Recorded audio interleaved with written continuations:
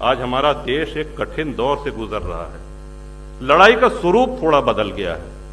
आज हमारे देश में ही राष्ट्र विरोधी तत्व है, देश विरोधी तत्व हैं, जो हमारी सभ्यता को, जरा पानी, सभ्यता को, संस्कृति को मिटाना चाहते हैं।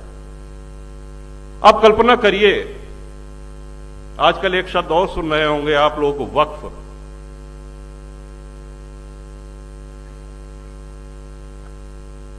ये धरती पे किसी देश में वक्फ बोर्ड नहीं है, सिर्फ भारत में है। किसी भी इस्लामिक देश में वक्फ बोर्ड नहीं है।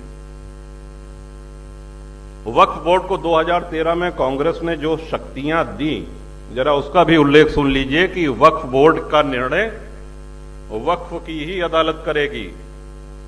वहां पर जिले की कचहरी, उच्च न्यायालय, उच्चतम न्यायालय, इनका अधिकार, इनका सीमा क्षेत्र समाप्त हो जाता है।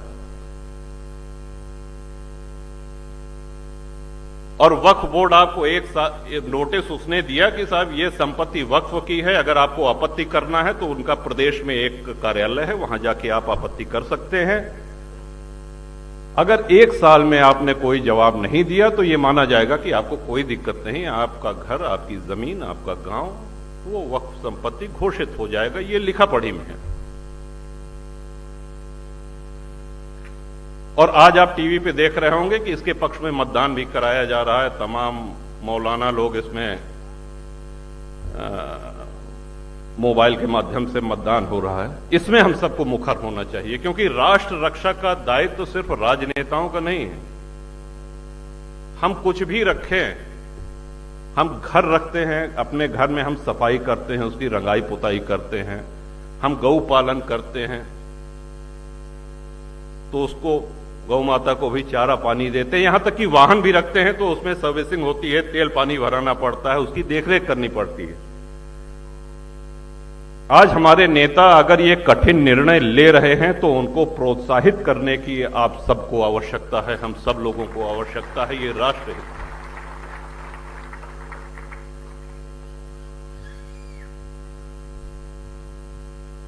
जातिवाद,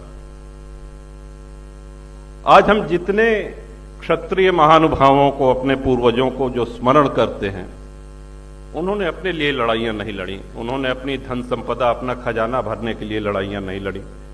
उन्होंने देश की रक्षा के लिए, उन्होंने संस्कृति की रक्षा के लिए तलवार उठाई।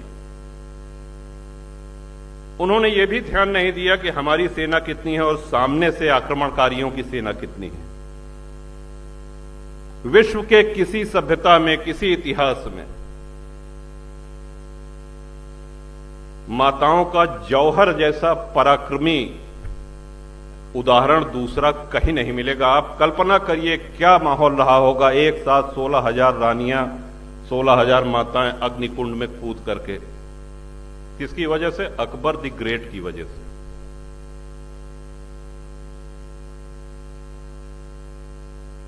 और आज शिक्षा हमको और सुलभ हो गई है। आज ये सब सारी जानकारियां हमको नेट पे उपलब्ध हैं। हमको मुखर होने की आवश्यकता है। पहले हम ये कह सकते थे कि साहब हम कोई राजनेता नहीं है, अगर हम बयान देंगे तो पत्रकार छापेंगे नहीं, छपेगा नहीं, सुनेगा नहीं कोई, कौन पढ़ेगा। लेकिन आज सोशल मीडिया पे तमाम संचार के ऐसे माध्यम हैं जिसमें आप लिख करके, बोल करके अपनी उपस्थिति मजबूती से दर्ज करा सकते हैं। आज आप उन लोगों को प्रोत्साहन दे सकते हैं जो लोग राष्ट्र हित में, धर्म हित में निर्णय ले रहे हैं, बड़े निर्णय ले रहे हैं। देश का बंटवारा धर्म के आधार पर हुआ था। हिंदुओं ने कभी नहीं कहा कि हम मुसलमान के साथ नहीं रह सकते, मुसलमानों ने कहा कि हम हिंदू के साथ नहीं रह सकते, अलग मुस्लिम राष्ट्र चाहिए। पूर्वी पश्चिमी पाकिस्तान बना, सभी लोग जानते हैं।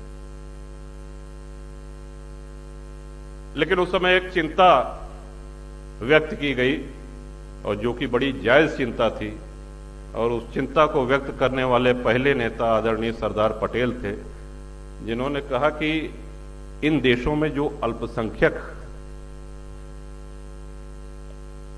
भारत के अल्पसंख्यकों के विषय में तो वो आश्वस्त थे, उनकी चिंता पाकिस्तान और बांग्लादेश में रह रहे अल्पसंख्यक हिंदुओं की थी। तो जब ये बात आई तो उसके बाद एक नेहरू लियाकत पैक्ट हुआ।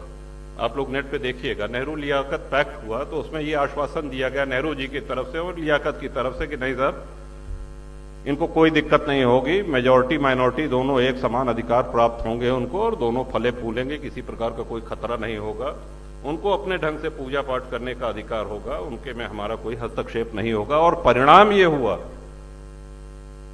कि बंटवारा के समय 23% हिंदू पाकिस्तान में आज घट करके 1% रह गया है। जात पूछ के हिंसा नहीं हो रही है वहां पे। सोमनाथ जी का उदाहरण तो बहुत पुराना हो गया, अभी कुछ वर्ष पहले अक्षरधाम पे जो आतंकी हमला हुआ था, आप लोगों को स्मरण है। और नया उदाहरण दें, अभी 4 दिन पहले गणपति के पंडाल पे सूरत पे जो पत्थरबाजी हुई, हमने किसकी भावनाएं आहत की थी, हमने किसका अपमान किया था? हम अपने देव की आराधना कर रहे थे, इस बात पे पत्थरबाजी।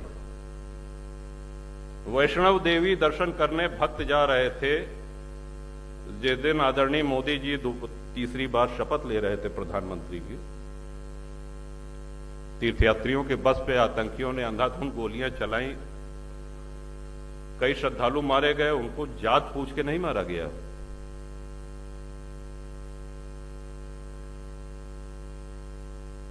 उनके लिए भारत का विध्वंस ये एजेंडा है।